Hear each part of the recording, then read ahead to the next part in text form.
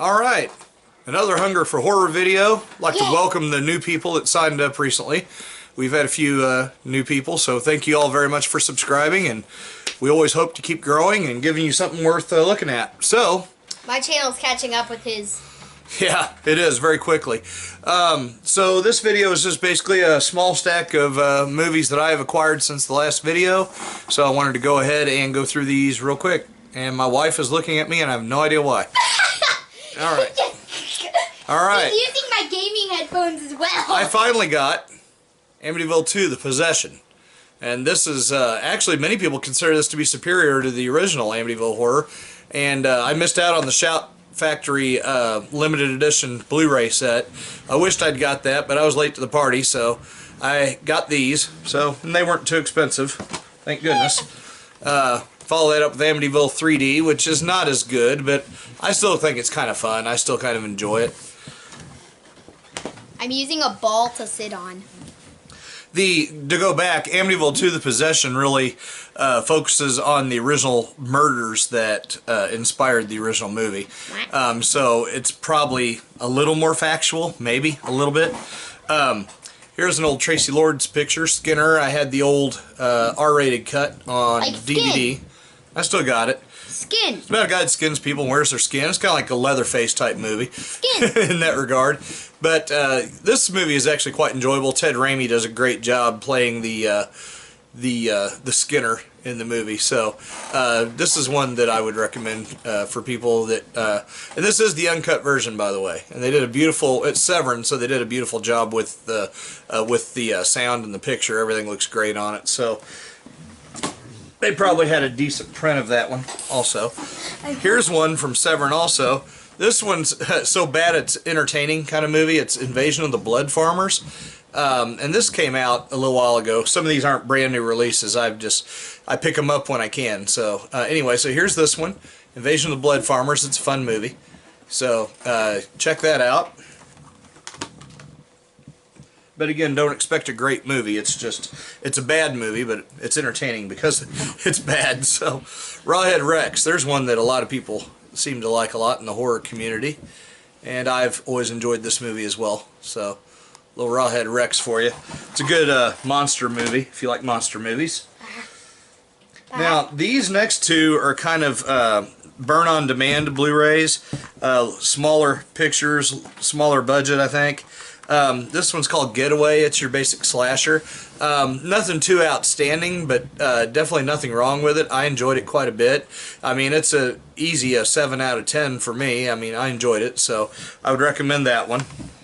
And this one is called Shh. And this is, you know, in reference to people that talk during movies, and somebody gets fed up and kind of goes kind of nuts, kind of relatable. Yeah, relatable for sure. But it's not as good as it sounds, but it's not bad. So it's still worth a watch. I will maybe give you a recommendation on that one, a 5.75 out of 10 maybe. I don't think it's quite a 6, but it's not quite as bad as a 5. What was that? I don't even know. You showing your feet? Don't kick the camera. I'm not. Okay, here's an old out-of-print one. And I wanted to get the other Lash LaRue movie that he did, one of the last two he did. He did a couple. He did The First Power, which I already had. And I got this on eBay for fairly cheap. Fortunately, it wasn't very expensive. That's probably because it's not highly rated. A lot of people don't seem to think it's a very good movie, but I rented it from Netflix back when it was DVDs, and now it's DVD.com. But I rented it a long time ago, and I enjoyed it. So I was happy to get it, and that it wasn't very expensive. Here's one I've always wanted to see, Albert Finney, Wolfen. Wolf. I hear this isn't actually about werewolves, but it's about actual wolves. So, I'd like to check this out as well at some point. I've tried to watch it a couple times, but I get easily distracted. Sometimes when I put a movie on, I don't always end up watching it and have to go back and put it on again some other time. Now, this one took me a few tries, but not because it's boring, just because, again, I'm easily distracted. It's another Arrow video. Oh, there's the logo. That's what I was trying to show you. The Slayer. Now this movie is one that is actually one that a lot of people find boring, and I actually found it to be, I think it does a great job of building suspense. It has some Really?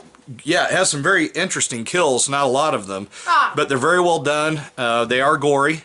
And the Slayer, the creature, you only see for a little bit at the very end. So, but it's part of the from the school of thought that the less you see, the scarier it is. And I kind of like that aspect of this because Never heard you say that before. you know, well, if you think about it, see, Freddy Krueger was scarier in the original Nightmare on Elm Street because he wasn't jumping out and cracking jokes like Don Rickles. That's what he ended up doing by the time the third movie started. Can I tell a joke to the viewers? Yeah, as long as it's clean. What do you think? I'm 9 years old. I'm not gonna go around dropping f-bombs. Okay, well, tell your joke. All right. Where do fish leave their money? The riverbank. Y'all try to contain yourselves out there. I know that was really funny. But anyway, yeah, the Slayer, absolutely. Go for it. I enjoyed it a lot. Next one. Here's one. Now, it says it's Region 2, but through some research, I found out this does play on American Blu-ray players, and it's Umberto Lenzi's Eyeball. And this is a movie about a guy who goes around ripping eyeballs out of young women. Oh my god! Well, usually just their left eye. And you know, it's one of those giallos. You're trying to figure out who the killer is through the whole thing. And it's actually very well done. I actually rented this on Prism Video back in the 80s when it was on VHS. So I was happy to get a copy of this. Next movie, Hellhole. This is from Shout Factory. It's been out for a while. I don't know how much longer it'll stay in print. But this was actually pretty good. I didn't love it, but I did like it more than I thought I would. I'd probably give it a 7.5 out of 10. It was pretty good. So check out Hellhole. Just a mad doctor kind of movie is what it is, basically. This is considered by me to be one of the best low-budget horror movies ever made.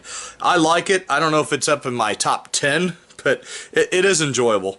And that one is Hollywood Chainsaw Hookers. Hollywood Chainsaw Hookers. And this does, yeah, that doesn't sound right coming out of your mouth. But anyway, this is got... Sorry. No, it's not your fault. This is got Gunnar Hansen and Linnea Quigley. Michelle Bauer. I think those are the most recognizable names from this film. This is from Retro Media. And so sometimes these titles are kind of hard to find or they go out of print quickly. I got this one off Amazon. I think it had been out of print and they didn't know when or if they would ever have it back in stock. Well, as soon as I saw that they had it back in stock, I went ahead and ordered it because I think this is one of those movies that's just going to become more and more scarce as time goes on. But it's mostly a comedy. It's most of the entertainment from the movie is derived from the dialogue. And there are a few gory kills here and there, but they're not as gory as you would think they would be, and there's not as many kills as you would think there would be. Can I do the last movie? Yeah, you can do the last one. All right. Go ahead. It has some stuff around here with a girl on it. I'm not gonna say the word because then this video What, will get cleavage? There ain't nothing. Yeah, she's covered. There ain't no worse than what you see at the beach. Okay, so you want to talk about this? All right. Tell them about it. Oh, jeez. Well, it looks like it has fire on the cover. It kind of looks like ketchup and mustard, but... Ketchup and mustard? Okay. I mean, it actually does. Okay. But it's called The Lair of the White Worm. That does not look like a worm. No. This is from director Ken Russell. He's made a lot of popular movies. I can't remember which ones now, so I apologize off the top of my head. But anyway, this is a movie I have not seen in many years, but remembered that it was very enjoyable. It's part of the Vestron series that is from... I think it's Lionsgate who puts these out. Yes, Lionsgate. And so this is actually one of those movies that people forget about, but it's actually quite good. So that's one of the few Vestron collection ones I have. I have The Unholy and maybe one or two others. But anyway, this is a fun movie, and I definitely recommend you check it out. I used to have a friend that really thought a lot of this movie, so... Anyway, just a short little collection update for you, and some rapid fire reviews and reactions to the ones I've seen. I'm good. He says that since he hasn't uploaded in like 3 months, it's just a short review. No, I did one in February, so I did one a couple months ago. Oh, okay. Yeah. Bye. Or a month and a half, something like that. So anyway, hopefully this video will be posted soon. That's the plan. Sometimes they take a little while, so we'll see what happens. But Our mom is working. appreciate you tuning in. So thanks for joining us. Happy to have Wyatt back. He hasn't been on the last couple videos, so Yeah. he's been hanging around. We've been doing father-son stuff today. Sorry about that. So we've been doing father-son stuff today. Not and- that you guys miss me, since you're just random horror fans. Well, he doesn't watch horror movies, so he can't really say much about the content or whatever, but maybe as he gets older, he'll have more input as to what we talk about here, and we can have a little more interesting discussion. But anyway, you get his little jokes and his funny faces, so hey, you know, that's got some entertainment value, surely. So anyway, thanks for joining us, and hope you all have a good rest of your weekend, and we hope to see you again as soon as we got something to show you. Thanks a lot. Y'all have a good one. Bye.